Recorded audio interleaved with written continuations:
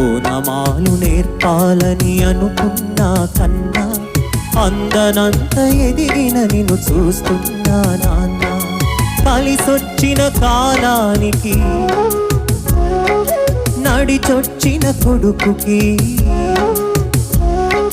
కలిసొచ్చిన కాలానికి నడిచొచ్చిన కొడుకుకి స్వాగతం చెబుతున్నా. నేనే పసివాణ్ణై నీ నీడ చేరుకున్నా. జీవితాన ప్రతి పాఠం చేదే అనుకున్నా, తీయనైన మమతల రుచి నేడే చూస్తున్నా. అనుబంధపు తీరానికి నడిపించిన గురువని,